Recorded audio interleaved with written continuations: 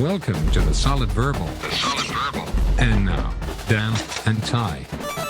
Dan Rubenstein, we come on the airwaves today chortling over some audio editing that you did that you may unveil at some point. Maybe not this episode. Right. But as the season gets a little closer. Yeah, well, what we do during the season is we attempt to nickname each and every Saturday based on the matchups, based on the vibes of that week and what it might mean for the bigger narratives of the season. And so, generally speaking, early in the week, I will do like the Aaron Sorkin long shower brainstorm thing, and I'll think about where my mind is going with regard to, it's Nebraska-Illinois week, and what does that have in common with ASU-Texas Tech week? And I'll just think about what's on the line that week, and then I'll come up with something generally with an S or the CS sound, and, we alliterate and go from there.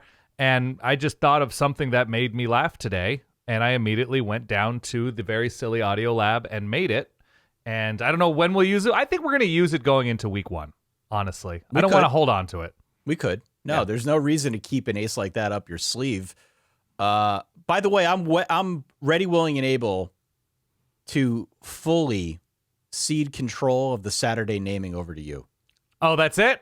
I think you're better at it. I think we can just kind of give that over to you. Maybe I can steal another part of our preview content and make it my own. The window of opportunity, I think I'm a little better at that anyway. Definitely. So we can make that trade here now if you're cool with that. I'm absolutely great with it. I would love to be the Saturday czar, the Saturday naming czar. Hey, real quick, it'd be great if you could consider subscribing to the YouTube channel down below. It really helps us out. Well, hey, welcome back in. I'm Ty. He is Dan. This is a Solid Verbal. We've got an interview that Dan conducted last week with our friend Bill Connelly from ESPN.com on deck here in just a few moments. I had a chance, of course, because I put the episodes together, to listen to the conversation that you guys had. A lot of really interesting stuff from Bill. Yes, of course. And it's stuff that we touched on through the course of our own previews. Granted, some of that did come from him and the previews that he put together to help us get ready for, and help really all of college football get ready for what's about to happen here in the 2025 season. But the SP Plus rankings with a bunch of teams clumped together at the top. We've got new quarterbacks. We've got new offensive lines. In some cases, we've got whole new rosters that Bill tries to get his head around. And he's got a new book coming out here shortly called Forward Progress that he gets into a little bit with you that we have had the good fortune of seeing in advance. But hopefully you guys out there can hear what Bill has to say and pick up a copy for yourself because, of course, we have Bill on all the time. He's like our authority for all things thoughtful with regard to college football, statistics with regard to college football, one of our favorite guests. So glad we're able to have him back on. Yeah, one of the questions, or one of the parts of the questions I asked him was sort of alluding to the fact that, if what Purdue does in overhauling their roster, or West Virginia or Southern Miss, any of these schools that have added dozens upon dozens of new players, generally with a new coach, that it might prove who is the actual best at scouting Conference USA for potential transfers. Like, who is that talent scout for the Mountain West? And this, I don't say this in any sort of gleaming, fun way. It's kind of depressing when you think about it, that who is the best at identifying and pillaging talent in perceived lesser conferences. But it did make me realize that the more money schools have, they're going to have somebody specific. It's just going to be Texas's Mountain West guy who is on that staff, or gal on that staff. It's your job is to watch this conference week in and week out, identify people who could succeed at Texas, and figure out if there might be competitive or financial interest down the line throughout this season, contacting whoever you need to contact, that there's just going to be a Conference USA point person for all of these huge programs, which is both super interesting and kind of a bummer, which what's more college football than that right now? Just a little bit predatory. Yeah, totally. To say the least, but we are where we are. If you are new here, even if you're not new here, if you have yet to hit the follow or subscribe button, please do so. We've already started ramping up. We will continue doing so, being that there is a small slate of games. Yes. this coming weekend, which we will dive into on our next episode. So hit the follow, subscribe, rate, leave a review. All that stuff helps. Of course, going out to verballers.com, VERBALLERS.com. We got a bunch of new folks sign up. That's where you get the ad-free episodes, the bonus content, the game, the pick'em game that I am in the process of getting set up, Discord access, voting rights for some of the stuff that we talk about on Tuesday, which we can get into a little bit more maybe on our next episode. Just a whole bunch of fun stuff going on if you want to join the verballers.com community. Again, $5 tiers, $10 tiers, or a free tier if you just want to like dip your toe in, see what it's all about. Look, no pressure. We're all friends here, but you should know that your support goes a long way. So thank you in advance for even considering it. Just go and check out the website, see if it's for you. If not, you can still listen here anytime you want. It's all good. Yes, absolutely. No, and you know what I'm going to do, by the way, this year? Don't tell Bill. Everybody be cool who's listening to this. Don't tell Bill Connelly. But I've done this a couple of times in the Discord at verballers.com, VERBALLERS.com. That's accessible only to those of you that are helping to keep the factory open, the content factory, Ty. Content. That's right, content. I'm going to do a little bit of on-demand Bill Connelly SP Plus team profile revealing. Oh, okay. So if you're somebody who is like, hey, you know what? Don't tell Bill. Don't tell Bill. If you are somebody, buy Forward Progress right now at Amazon.com or bookshop.org. If you are somebody who is like, I'd love to know more about, USF and some of their defensive metrics this season, pop over. I've got you. Verballers.com. How about that? Beautiful, beautiful. Well, without further ado, why don't we get to that interview? And with that, I am now joined by Bill Connelly of ESPN, ESPN.com. The proprietor of the SP Plus, all-encompassing good times with college football numbers. That's how it's written out, right? SPAEGTN Plus. Yes, exactly. And owns a tote bag we got at S&P Diner, Deli, or something in New York, straight. Which is delicious. And now the author of, well, he's already a published author, but the author of the new and forthcoming book, Forward Progress.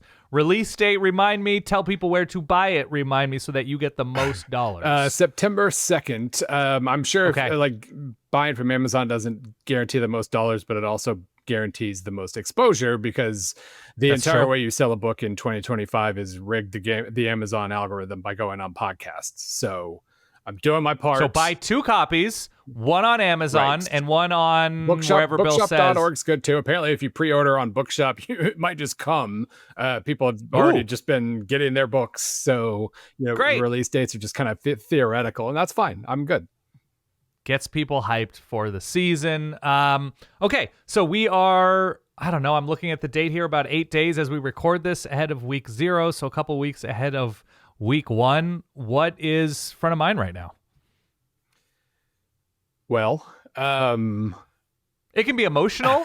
It can be team narrative, conference narrative. It can be, people are sleeping on the Spartans of San Jose State. Anything you want to say. Well, I mean, the biggest thing is that the season is allowed to start because I am officially mentally ready. Good. We start of August every year. I'm like, boy, I don't know, man. I need some. I'm not ready. I need some more, but I'm ready now. I got my small school projection set up. I'm in a good mood.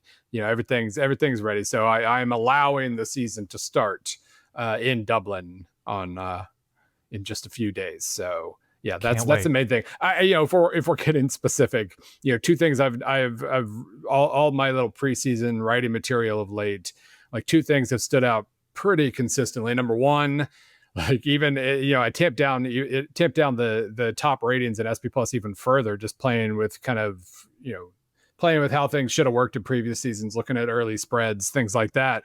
And now like 12 teams are within 1 touchdown of number 1. That's fantastic. Like, obviously there's a chance one of these super talented teams just clicks and everything and they pull away. But right now on paper, Texas last week was ranked number 1 in the AP poll. And my first reaction was, man, they are overrated. And then I realized I was going to think that about literally anybody, because we have a whole bunch of 3s, 4s, and 5s no number one, no obvious number one who should be number one. So it's going to be really interesting in that regard. And I guess the other thing, like a corollary to that, is part of the reason we have all these teams kind of in a weird place is young new quarterbacks everywhere and guys who run around a lot and get hit. And some of them are going to get hurt and some of them are going to be spectacular. And who the hell knows who goes into what bucket. It's going to be a lot of fun, I think. My sort of working theory on who is actually good and who might be good and who isn't good, it's the combination of proven good quarterback and proven good defense, and you can sort of fill in the blanks. So one team. Around that, there's one team. And even then, like, you still have questions about Clemson, right? You still, like, Clemson got run on last year. I'm the Clemson hater of the offseason. I'm talking about Penn State. But everything else you just said applies. Okay, you're right. I should say Clemson and Penn State. The Tom Allen Express Rail is what connects those two teams. But, okay, you're right. But even those two teams, right? Even that quarterback didn't complete a pass to a receiver. And even that Clemson quarterback got better as the season went on and had a good playoff game, but wasn't like crazy consistent downfield. That defense didn't stop the run all the time. And all of this is to say, amazing. Because we don't have like a handle on the top 10, 12, 15. That's great. Yes? Yeah, no, I mean, we have two birds in hand, and they're flawed birds in hand, and a whole bunch of teams with major upside who might just kind of face plant because their quarterback situation is so weird at the moment. So, like, even Arch, like, that's the thing. I know why Texas was number one. It's Arch. It's Arch's turn. He's been ready. We've been talking about this guy for 5 years. It's his moment. He's going to be amazing. He's going to win the Heisman. He's the only player to ever have fewer career passing yards and be the Heisman favorite is Tua right after that, the national title touchdown pass. That's the only time anybody has ever had like less than 1,000 yards, but started off the Heisman favorite. So we're in a weird territory here. Tua didn't win the Heisman that year. Alabama didn't win the title that year. Although they came very close. They were very, very good in 2018. But even Arch, the sample we got last year was epic upside. That UTSA game was like the best small sample performance in the history of college football. And then Louisiana Monroe baits him into a ton of mistakes. And then every time he takes a snap against Georgia, he's sacked within about a half second. And they have a brand new offensive line this year. So like, even with Arch, he could be absolutely amazing, just as everybody's predicting. But even he's not a guarantee. And if he's not amazing, if Julian Sand looks like a redshirt freshman sometimes, if Ty Simpson reminds us that there's a reason why he wasn't starting even when Milroe was struggling the last couple of years, like none of this is guaranteed. So and this is all I ask for. I don't want to think I know who is going to win the national title before the season starts. Totally. And one of the things we've been talking about is how little we can be confident in going into the year with how crazy rosters are and how, up in the air quarterback is, not even just among top teams, but kind of everywhere. Yeah. In your studying, we've done our preview season, we've completed all that. But in your estimation, is there a team that has the widest possible variety of outcomes? There are fascinating teams that like the upside is clear, but sometimes teams don't, like the floor is still high, right? Like LSU's probably not going to go 4-8. But like who has that combination of high ceiling and low floor that makes you say, I'm going to watch them a ton because of that? That's a good question. When you started the question, I was leaning towards Alabama just because I think I'm higher on them than a lot of people. Like if Simpson is good, then they don't have any flaws and they're going to be really good, as boring as that is. But in terms of like kind of range of outcomes, does Tennessee count? Because they could absolutely fall apart offensively this year. And, they return a ton from a really good defense, but, one of the nickelback is already kind of hurt or whatever. No, he's not hurt. That was the weird holdout kind of oddity. Right. Situation. He wasn't at practice in the facility. Yeah, I think they've had some injuries already. Obviously the quarterback situation is weird. So like that could all fall apart, I think, pretty significantly.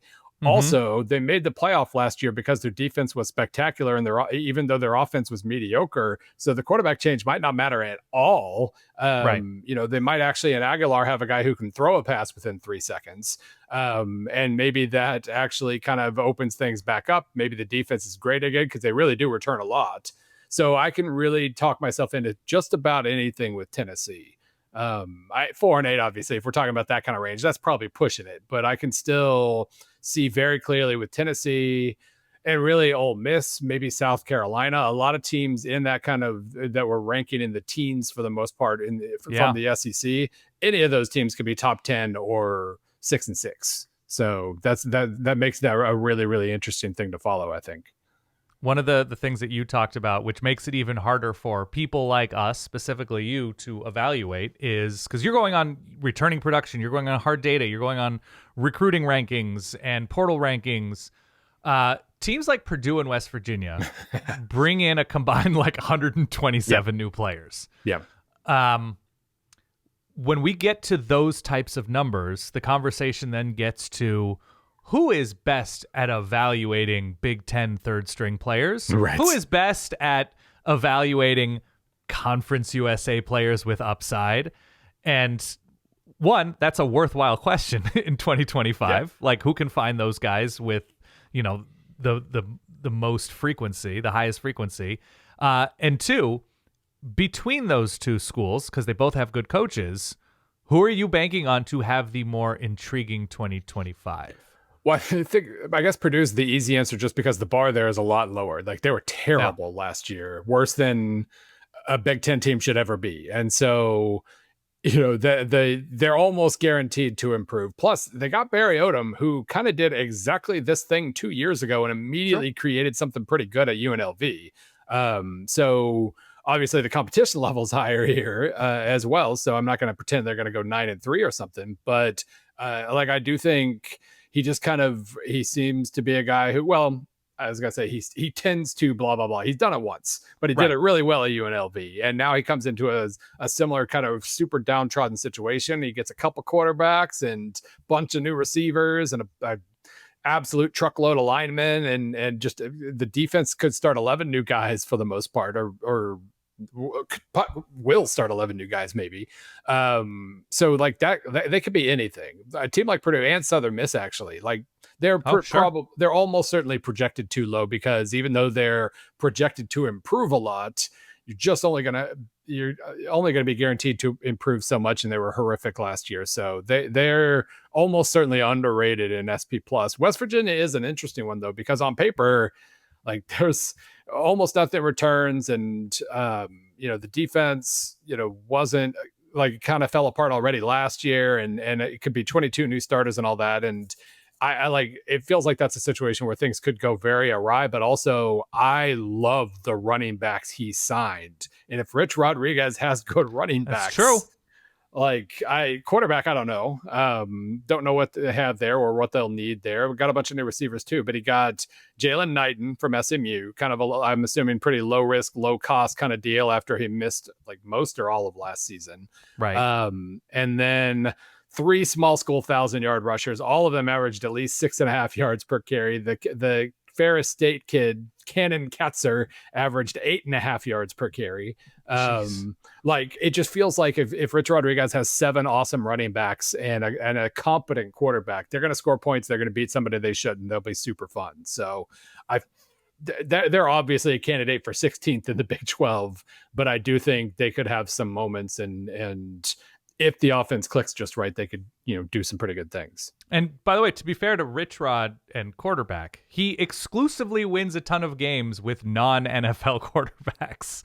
That's what he, like, look at his Arizona quarterbacks. Like, Khalil Tate was very exciting, but you're talking BJ Denker, you're talking Anu Solomon. Like, you're not talking about guys that are throwing the ball for the next 15 years. Yeah. And so he's that guy to figure out how to hit corners with these guys. And at Jack State, he proved too, like, give me decent personnel for very specifically the things I need to do. Yes. And I'm going to win some games. I'm going to still rush for 400 yards on a team or two. And it's just going to be a lot of fun. So I don't want to set expectations high, but I think they're very much a fun ball candidate this year.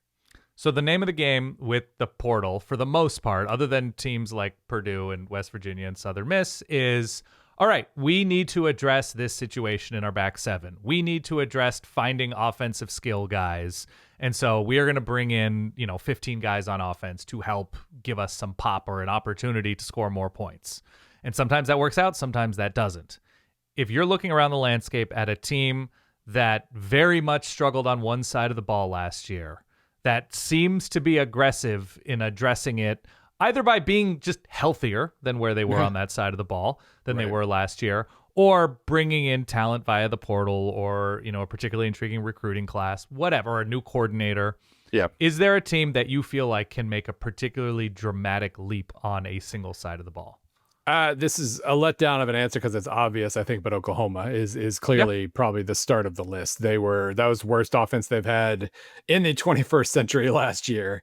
And, their quarterback, who I was never completely convinced on anyway, he was broken from the very start of the year. Yep. The offensive line was appalling. I mean, that's the one thing they've been able to count on for the entire extent of the 2000s is a good offensive line. And it was worse they had since the 90s. So, in theory, the fact that he only signed 3 transfers for the offensive line surprised me a little bit. Right. But, just the fact that, importing an offense that has been imported to another school before and clicked immediately, like it seems to be portable with the Ben Arbuckle system, which was also from the same tree as Zach Kitley, if I remember right. That's Ben Arbuckle and John Mateer and a whole bunch of new skill core guys who I don't love. Like Jay Knott's hurt a lot, and the receivers, you're needing a couple of FCS guys to click if you want a big boost there. But just better health, like Deion Burke stays healthy, the offensive line, maybe the 2 Stanford transfers at least make things a little better. And I think there's massive improvement potential there because they still were pretty good in a few games. Obviously, they smoked Alabama at the end of the year. Their defense was the best they've had in quite a long time, at least a decade, and returns a ton.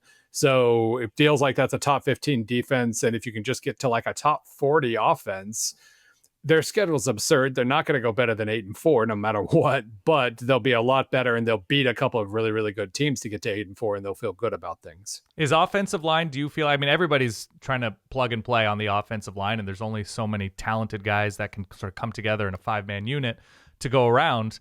Is that a position group that you still feel like is difficult to replace and plug in? Did you ever feel that way? Are teams successfully doing it? The team that I root for is trying to do that this year with new tackles and a new left guard. I believe that's where Pregnon is playing. Is that an advisable strategy, or do teams just not have a choice anymore? Well, I think at this exact moment, it is pretty unique in that, I think, the cycling out of almost all of the COVID eligibility guys, obviously, if you redshirted in 21 after having been in school in 20, you still are a senior now. Yes. So there are still a few of those guys, but a lot of the experienced ones are gone. And I think that's why when you look at, and what I'm just looking at the top teams in SP Plus this year, Ohio State, Georgia, Texas, Oregon, Michigan, I think LSU, Tennessee, I don't remember for sure. In Oklahoma, brand new offensive lines, all of them, or mostly new offensive lines. And so that's really interesting because, some of those rebuilds are not going to go well at all because it is really hard. The continuity there up front really does tend to mean something. But, a couple of them are going to go fine. It's just hard to predict which ones are going to be a disaster. But I do think that maybe that's a boon for Alabama, who should have a great offensive line. Texas A&M should have a great offensive line. And a lot of these other schools, Clemson will be their best line in a while, but their offensive lines have never been kind of standout units for them. And Penn State should be pretty good as well. But you got a whole bunch of new there, and a couple of those lines are just kind of stink. So it's definitely an opportunity for randomness to hit and for us to see a couple disappointing offenses. You mentioned Texas as being, your first instinct being overrated at number one until you realize that everybody likely would, given what we think a number one team should look like in terms of what they return. On the flip side of that, is there a team that seems too far away from top 10, top 15 being ranked where you say to yourself, look, it's not going to take a ton for this team to be in the top 15. Obviously, I go to Mizzou in my brain just because of that schedule, right? Just like, what is the bar to go 9-3 against that schedule? I don't know if that's the answer for you, or if there's another team that you're like, that seems too distant a place for them to be considered. It was kind of jarring when I did my ifs list a few weeks ago. It's one of I basically have a series of things I write every offseason, and it's really for me. Like, people seem to enjoy them, and that's good, but really it's for me to get my mind right. And the ifs list is a good experiment for just like, what do I think about these teams? It's basically how many ifs, like how many question marks does it take for me to make your team a serious national title contender? So for Penn State, it's basically, does Aller have one more gear? And I think the only other one I had was like, do the new transfers at receiver click? And that's pretty much it. The defense, you can talk yourself into the defense maybe falling off a little bit, but I trust their personnel. They have good experience, and they just hired the best defensive coordinator in the sport. Can't pretend to worry about that. So they had two ifs. I think Alabama had two ifs, and then all your Texases and Georgias and Ohio States and whatnot had three. One of the other teams that had three that really surprised me, that I kept thinking about, and it just didn't realize, was team I just mentioned, A&M. Yes. If I had a poll vote, I think I would have them at like 8th. And so the fact that they're 19th definitely threw me off a little bit. I mean, I kind of get it when I know a lot of the AP voters especially are trying to almost project forward and towards like, what is this going to look like at the end of the year? It's kind of sort of a power rating and sort of a prediction, and somebody in the SEC is going to lose games. But, I think A&M's Marcel Reed probably doesn't have the ceiling that Arch or some of the other young quarterbacks in the conference have, but we already know his floor is pretty high. We already know he can run a ball control offense. They're going to have the best running backs in the conference, maybe, and an enormous inexperienced offensive line. So that feels like a lot. If a couple of the defensive line transfers hold up, like, they are not really missing anything. And I didn't expect to think those thoughts about Texas A&M. Also, Mike Elko taking more control of the defense, because I was never a Jay Bateman hire fan. I think that, and he's just a good coach, right? He gets teams who aren't necessarily ready to make a leap, and all of a sudden they end up with 9 wins, and you're just thinking to yourself, what happened there? And you're just like, oh, you win 50-50 games because you coach well in the fourth quarter. Things are good. And so, I'm never going to go so far as to say Texas A&M isn't an 8-4 team, because they just are that. Yeah, there's burden of proof with a program like Texas A&M. Like, you can talk yourself into them frequently, and they're gonna let you down a lot. Right. But Mike Elko hasn't ever really let me down. And the lines are good. I agree. I'm going to stay in state just because they're fascinating in Texas Tech, and that's a fan base who they themselves will tell you, do not let yourself in August talk yourself into this being the year, because it never is. This is a Texas Tech team that can show, or a Texas Tech program that can show, an incredible random October Saturday and a hugely embarrassing November Saturday, all within like 2 or 3 weeks. They are well coached. They hired a good coach on defense, it seems, in Shield Wood. I love Wood. He seems really good. They seem to have addressed the very specific things that need addressing. And they play in a quality conference that is going to be difficult, just because the floor on a lot of these teams seems pretty high. Tons of close games. A lot of close games. Are you willing to seduce Texas Tech fans into believing what they want to believe in this moment? No, but. Okay. So I find myself saying a lot of the same things about Texas Tech as I said about Clemson on a different level, in that they are projected to improve a lot, and I agree with that. But I think they are starting from a lower point than a lot of people realize. Like, Clemson, last 3 years in SP Plus, they've averaged a ranking in the 20s. Right. So they're projected to improve a ton, but it only gets them to like 10th. With Texas Tech, it's kind of the same deal. Like last year, they went 8-5, which isn't obviously terrible. But I think they were 4-1 in one-score games, got blown out a little bit. Like when they looked bad, they looked horrible, and therefore they finished their 54th in SP Plus. So yes, the transfer class, they return a good amount. The transfer class is awesome. They're projected to rise a ton, but they only rise to like, what was the final? 29th. And granted, 29th puts you in range in the Big 12 where everybody is between like 17th and 40th, but it doesn't make you stand out at all. You're probably going to have to win close games again. And it's really hard to do that 2 years in a row, unless you're Missouri. They will forever win every close game, just like they have. I'm not going to, stats be damned. Right. But of course, Texas Tech is going to be in the mix for sure. And I do think, I'm so, I write plenty about this. I'm so kind of just concerned about the SEC and Big Ten so blatantly trying to pull themselves away from the rest of the sport, and the way they strong-armed everybody into giving them all the new playoff money basically just is absolutely disgusting. Could have been the healthiest possible thing for the sport. Instead, it was maybe the worst. The fact that Texas Tech is actually just trying to lay down pure cash to beat a lot of these schools and say, we're going to win this way instead. I feel like I want that to happen for the good of the sport, just to kind of shake things up. I don't know exactly, the repercussions of that might be terrible and it might make everything even worse, but I'm all for a usurper in the year 2025. So I almost kind of hope that Texas Tech, like they did in softball, we're able to just lay down cold hard cash and leapfrog a bunch of blue bloods and make things really awkward for a lot of people. I would not mind that at all. I'm not predicting it to happen. I'm still a little skeptical. So you could have named your new book, this is pro transition here, Segue, as it's called. Boom. For the good of the sport. A phrase you just uttered.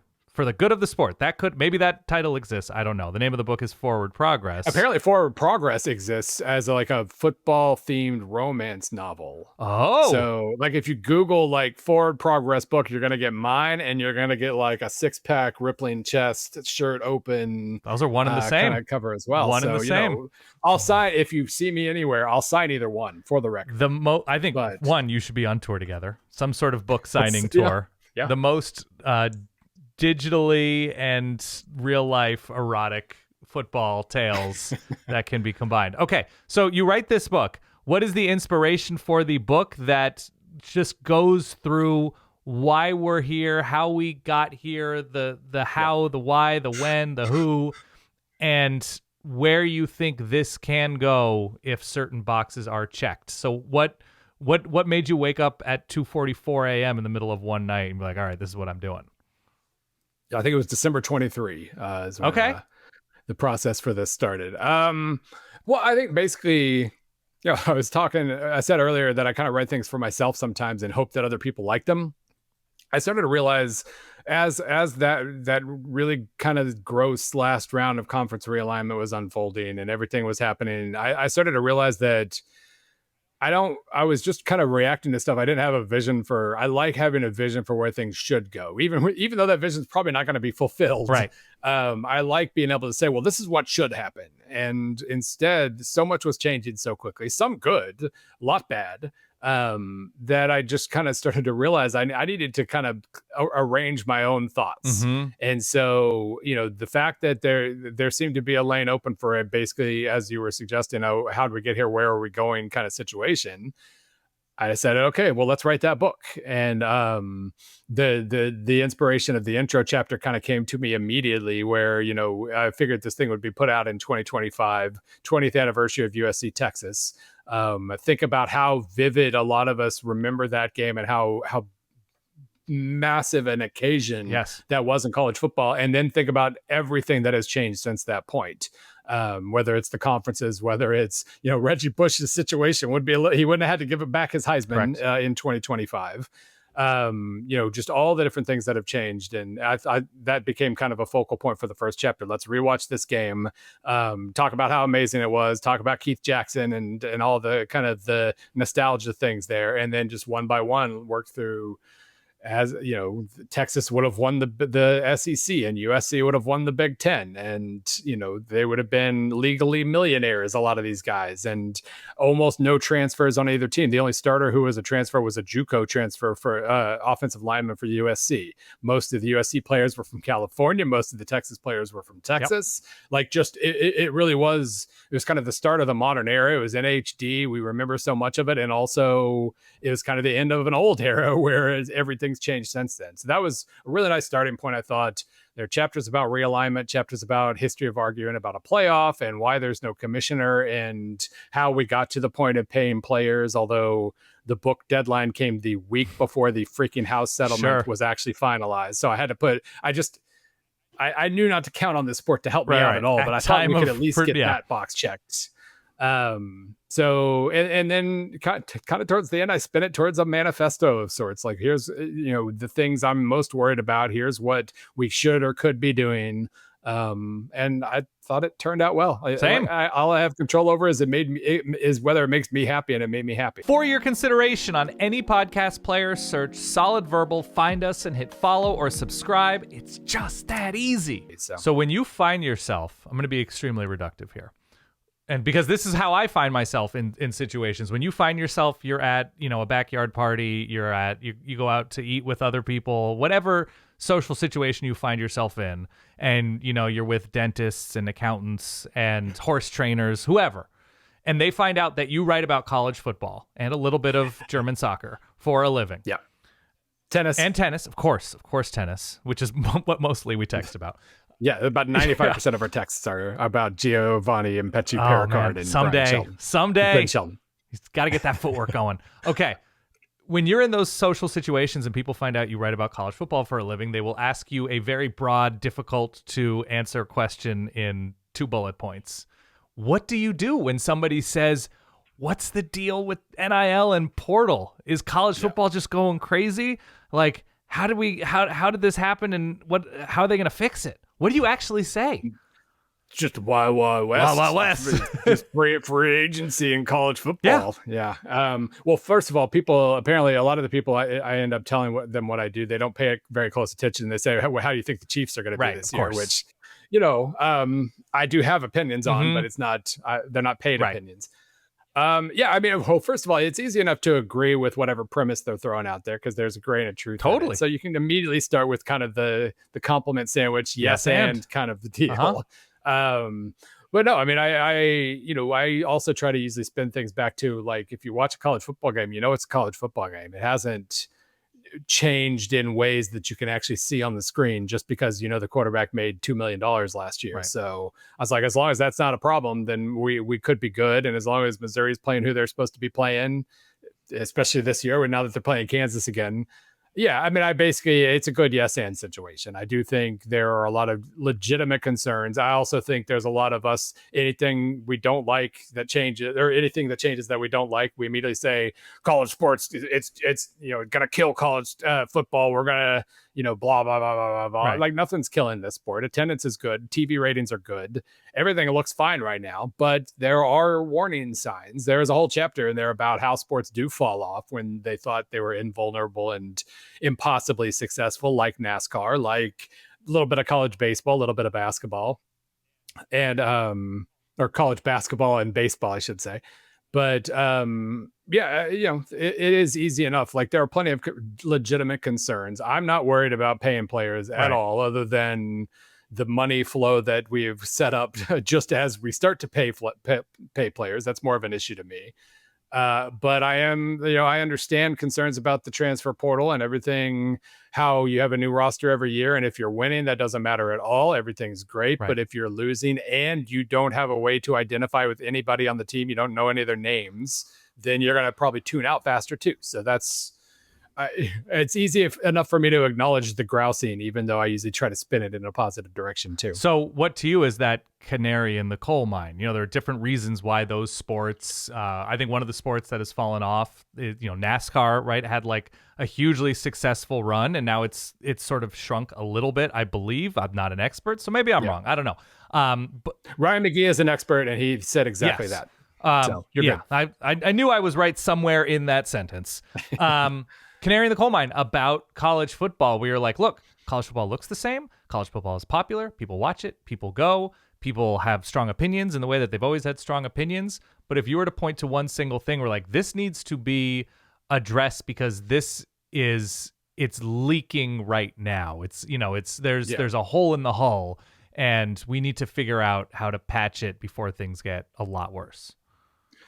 Yeah, I mean the dramatically uneven money distribution and not even like the fact that, Michigan has more money than Central Michigan, not really worried about that, but just, the fact that Mississippi State's going to get $20 million from the playoff, no matter what. And Memphis is going to get like 1.7 no matter what, even though Memphis could make the playoff. Right.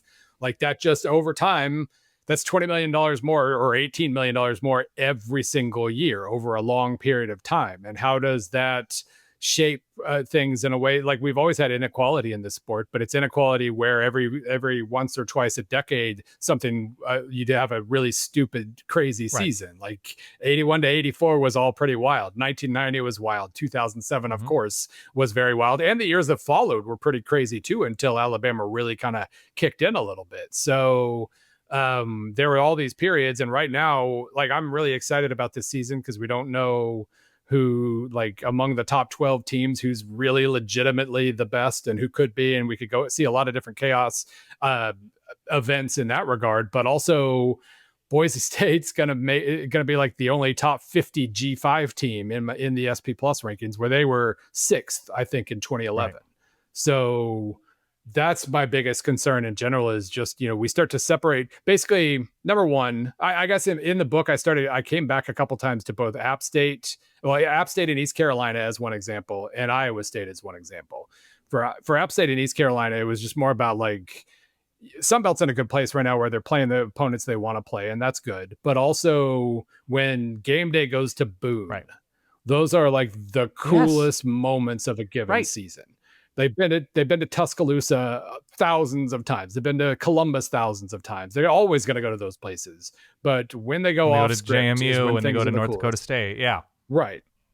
And if we get to a point where like App State's not even playing Texas A&M, much less beating them, we're eliminating that. Like, they've gone to FCS games. I understand. Like, you can still kind of do those things, but like, if we're just eliminating the possibility of the NIU Notre Dame upset, the App State Michigan upset, all these things that don't happen much but do happen, like, if like, that's just a huge loss for the sport, because those are such energy givers. And even though those games mostly go one direction most of the time, I love those games too as a fan, because number one, they're a win for your team, and number two, you get to watch the freshmen play and all these, like, they're beneficial. Like, I don't want Missouri playing a top 20 team every week. That's not what I come here for. But yeah, if we start skewing things in that direction where like the SEC is playing 9 or 10 game conference schedules plus a Big Ten team and blah, blah, blah, like, we're just eliminating those opportunities for a specific kind of memory. Like, I'd still love to be able to play the EA's college football game and win a national title with Akron, like, have it be an option too. It might not even be an option, moving forward. And that stinks.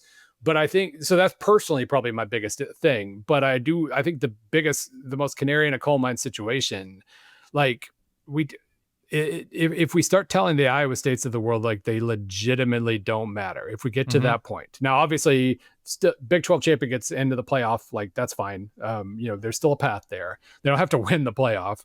But if we do get to a point where the SEC and Big Ten have distanced themselves so much, or just decide to align with each other and maybe grab a couple of ACC teams and then leave everybody else to play at a different level of the sport altogether, which is what a lot of people are predicting. I don't think we're going to get there, but we could. And we basically tell Iowa State, who draws 57,000 fans per home game, more than a lot of Big Ten schools, or some Big Ten schools, and they have 2 top 15 finishes ever. Like, they're not disrupting anything. They just get to be a part of the party, and they show up on Saturdays, and it's the other coolest thing about college football.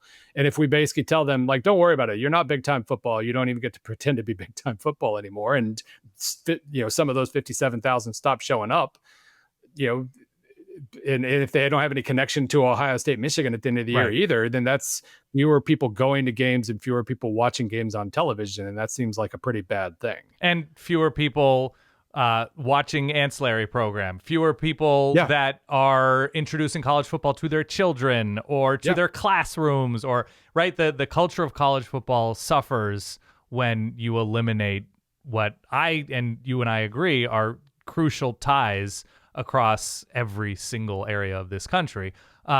Is there anybody that feels that way, that's in power, that and I say that, sort of tongue in cheek, because there's nobody in power. And also, Greg Sankey, it's not his problem, right? It kind of should be, right? That it should be his and Tony Petitti's problem. Like, as stewards of the biggest places, you should be at least partially stewards of the sport and looking out for the capital T, G, greater good, but they don't. So how does somebody emerge with the type of power and leverage and political persuasion skills to sit down in a room with people who are not paid to care and tell them, hey, big picture, this is what this sport needs, and I am a persuasive, charming human who can convince you? Like, how does that person emerge? Who is that person? Like, does it have to be Greg Sankey? Is it his thumbs up, thumbs down from Gladiator that decides the future of this sport? Yeah, since there is nobody officially in charge of the sport, there's no commissioner or anything like that. The de facto commissioner is the most powerful conference commissioner. And in this case, Greg Sankey is the commissioner of college football, right? Because he's the longest tenured member of the two, the longest tenured commissioner of the two conferences that matter for the most part. So the fact that the de facto commissioner of the sport is working only for the good of SEC presidents who would fire him if he doesn't do a good enough job of working for them, right? Seems like a problem. And it was, Jim Delaney. I do have a chapter in there about commissioners and why we don't have one and how things work. And there was I went back to the start of the 1900s for the de facto commissioner of the sport, from Teddy Roosevelt in 1905 to, Grantland Rice in the 1920s and 30s, and Walter Byers, head of the NCAA for 3 decades. Simply because it controlled the TV contract. It was since NCAA versus Board of Regents went in the way of the Board of Regents of Oklahoma and Georgia. Right. And we got ourselves a free market, which has been fantastic in a lot of ways. I always want to it ruined college football in one way. And also I get to watch any college football game in the country on a given Saturday for free, all the way down to NAIA, because of the live streams and whatnot. But I can watch any game I want. And that's amazing, because the more college football I watch, the more I like college football. Right. So that's great. But it comes with this other thing that we haven't accounted for. And that is just that whoever is doing the best at mastering the free market gets to actually run the sport. So, and there's no, I wanted to come up with some creative answer in the book, since it is the definitive guide to the future of college football, as to what could happen, how things could look. But really, I do think there's only one real answer, barring some national emergency that takes down the budgets of just about everybody and forces some massive change, which I'm not going to root for. Right. We're looking at the only way this could ever happen is if the college football playoff becomes its own entity that you have to opt into with a set of rules and a collective bargaining agreement, with a unified television contract and all these things. And you have to opt into playing in this quote unquote league if you want to be a part of major college football. Then there's no place for someone to lead the sport. And the problem with that college football playoff example like that is the Big Ten and SEC would have to voluntarily agree to do it. And why would they do that? Because they already run everything. Right. So yeah, we're kind of it's pretty clear what directions we could go. And it should be said, even if we have a college football commissioner, he could be Gianni Infantino. There's nothing... there's no guarantee you could trust me, right? But they could easily become corrupted as well, and that might not solve a damn thing. I just know what life is like without one, and it's not really all that great. You need college football. The Big Ten and the SEC will lose their power if college football starts to fade away, right? And the money that is willing to save college football is some sort of benevolent Saudi Kansas State fan. Right? Like that's let's get the PIF, the Saudi Arabia PIF. Right. To start throwing in $10 billion a year. So it actually makes financial sense for the SEC to do it. There's our answer. Benevolent dictators. Yeah, I'm not a dictator guy myself. So that's the issue, right? That's the issue, that there's no person. There's nobody with that skill set, that kind of leverage, unless, I mean, I guess somebody at, if Jimmy Pitaro or Bob Iger wake up and they just feel like this notion that they themselves need to be the change that college football needs, which I wouldn't bank on. I'm thinking they're doing okay for themselves too right now. Yeah. Yes. So that's that. So in your manifesto, not to give away the game, what do you see as a path forward for, and by all means, forward progress at Amazon, or would you say Bookshop? Bookshop.org. Bookshop.org. The crux of your argument about the path forward that can help this sport navigate all of the sand traps and water hazards that it's set in front of itself. What do you see as living in reality? Well, I mean, reality is we know how things are going to go for a little while here, right, because we know who runs the sport, and it's like we need the national emergency without the national emergency. Right. We need the effects of it without any, so I don't short term, I don't know. I just know that long term, 10 years ago, we were yelling about all these things that should change, and a whole hell of a lot of them have changed, and it looked like they never would. We argued about a playoff for 50 years, and then we suddenly got one. And then 10 years later, we got a real one that wasn't just, one extra game like the 4-teamer. We've been arguing about big schools breaking away from the peons and whatnot since the 70s. And they kind of have now. They could do it more, but they already kind of have. So, I mean, that's the biggest thing is right now a whole bunch has changed. And best logic I can give is that, something that seems impossible right now, like the SEC and Big Ten forfeiting some of their power to make sure that Iowa State and App State and East Carolina and everybody who has the money they need to make sure they can remain competitive, hold on to some players, make sure they're playing the teams they want to play so that their fans are showing up.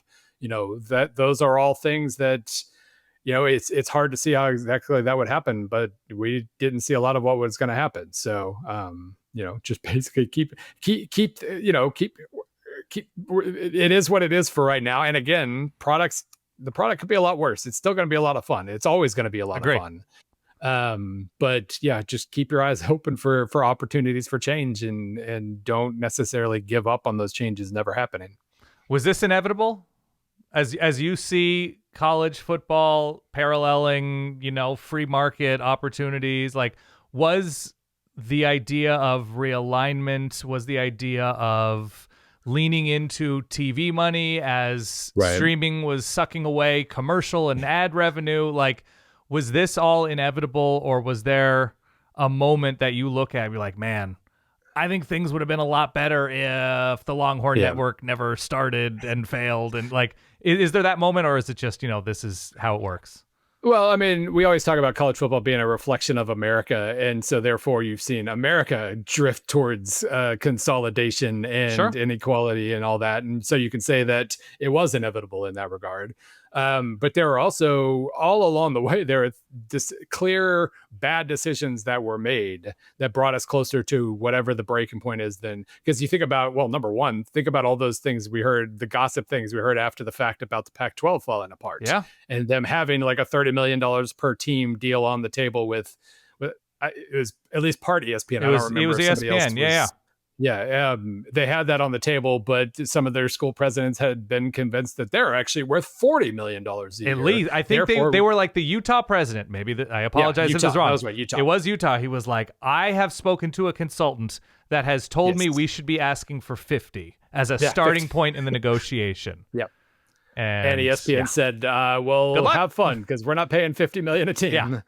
And so, like, that was preventable. And if it, USC and UCLA maybe still leave eventually, but maybe it's still an actual conference now if they actually read the market correctly and say, we're not really better than the Big 12 here, and the Big 12's getting this. Right. Sounds like that's a pretty good deal. Mm-hmm. So that was preventable. And you go all the way back to Board of Regents again. Like, there's obviously a lot I wrote a lot about that case, and I assume anybody who's listened to your show by now knows kind of the basics of that, about how Oklahoma and Georgia, especially Oklahoma, led the way, suing the NCAA for basically saying they can't control the TV contract, with the college football TV contract. They can't limit the market the way they were. All along the way there, his name is Andy Coates, the guy who argued for Oklahoma in front of the Supreme Court, ended up being Oklahoma City mayor. He said, like, at the time he was begging the NCAA to settle because he could kind of see what was going to happen if the conferences and teams had a free market and no controls. And so in his mind, it kind of seemed like if the NCAA would settle and they'd expand the contract pretty dramatically, and they were already looking at expanding it some, we could have ended up in kind of like 90% the same in terms of how many games are on television and everything, but there would have still been a few more controls over it. And it wouldn't have been every conference for themselves the way it ended up being. And so there all along the way, things were preventable. But it is hard to say, like, we could have still gone to 90% the same place, because this is America and this is how America's worked too. Fair enough. All right. Bill Connelly, ESPN, Forward Progress, Amazon.com, bookshop.org.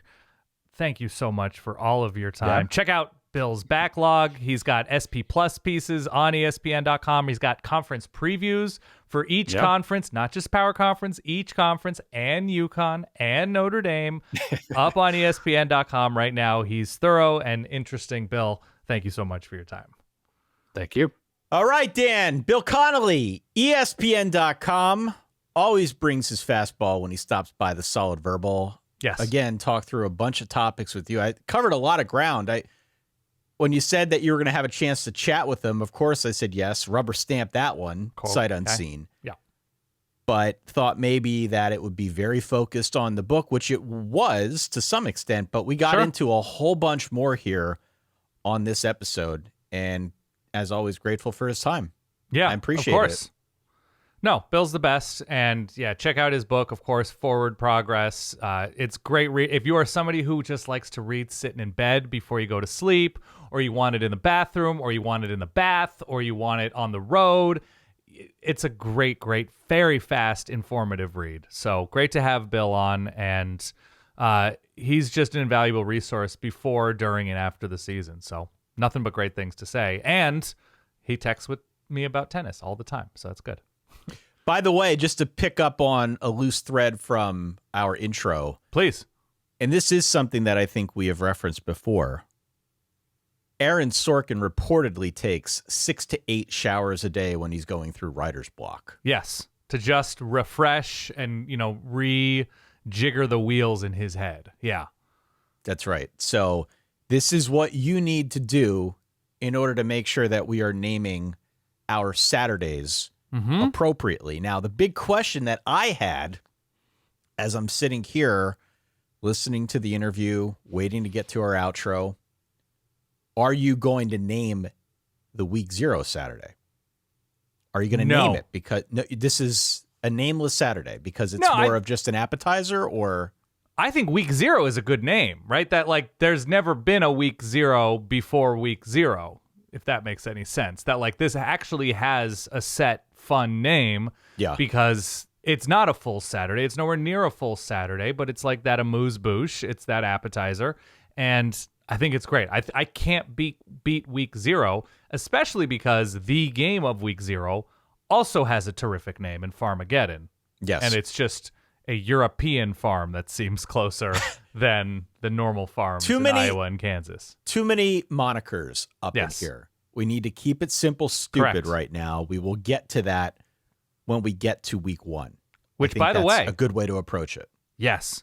By the way, just in terms of bookending things, I'll start my day with a shower, but on Saturday nights at midnight Eastern time, which is when we are doing our Snap Judgment recap stream after each and every Saturday this season, set your watches, set your phones. If I'm feeling a little bit run down because I'm overwhelmed by the long day of college football and where to begin, I'll jump in a cold shower before the show starts. Yeah. Give myself some juice, Ty. Sometimes you need it. I'm gonna need to talk to you about some tactics this year. Mm-hmm.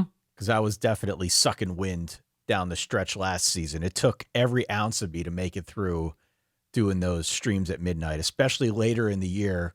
Progressively, your body wears down like you're actually playing on the football field once you do that every week. So we're going to need to talk some strategies, to say the absolute very least. Ty, when you think about physically demanding pursuits and occupations, totally this. A lot of people are saying podcasting.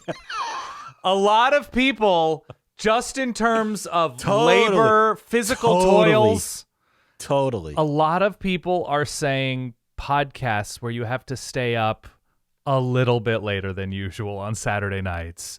They're pointing to that as like, what are we doing to our people? Keeping all of these poor podcasters toiling. You don't get traps like this. Yeah.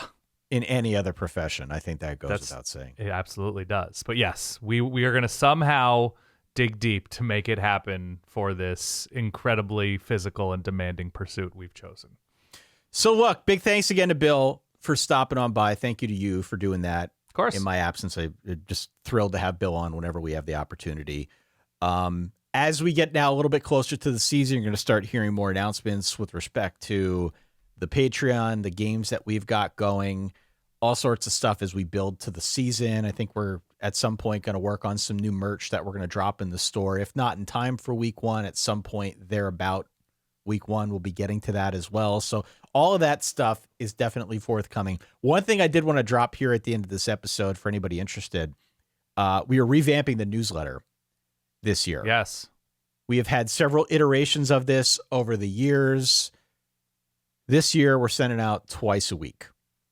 Once on Mondays, it's going to be sort of a recap of the key narratives and questions and just sort of like the aftershocks from the week that was, right? You always kind of have that period after the games take place where you're sitting with your thoughts, you're trying to figure out, trying to make sense of it all.